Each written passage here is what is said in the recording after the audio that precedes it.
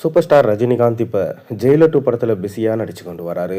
இந்த ஜெயிலர் 2 படத்தை நெல்சன் தான் எடுத்துட்டு இருக்காரு.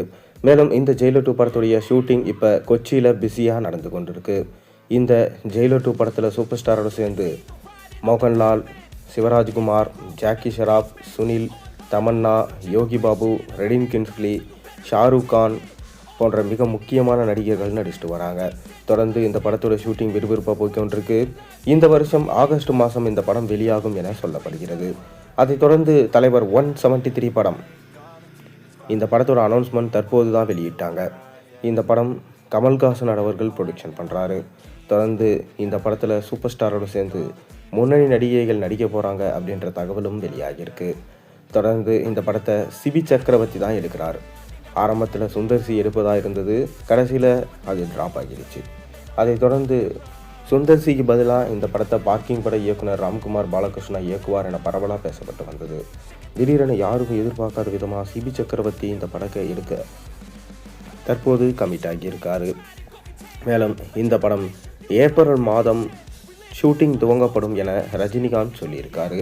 அதனால் அடுத்த மாதம் இந்த படத்துடைய பூஜை இருக்கும் எனவும், பூஜைகளை கலந்துக்கிறதுக்கு கமல்ஹாசன், ரஜினிகாந்த், அது மட்டும் இல்லாமல் சிவகார்த்திகேயன் போன்ற மிக முக்கியமான நடிகர்கள் கலந்துப்பாங்க அப்படின்ற தகவலும் வெளியாகியிருக்கு.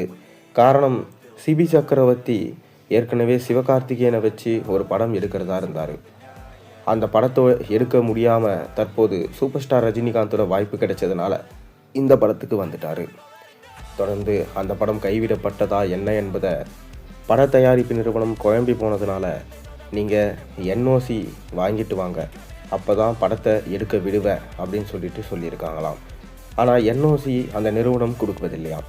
காரணம், நீங்கள் சிவகார்த்திகேயன் படத்தை கைவிட்டுட்டா என்ன பண்ணுறது, தொடர்ந்து எப்போ இந்த படத்தை எடுத்து எப்போ முடிப்பீங்க அதை சொல்லுங்கள், அப்போ தான் நாங்கள் என்ஓசி கொடுப்போம்னு சொன்னாங்களாம்.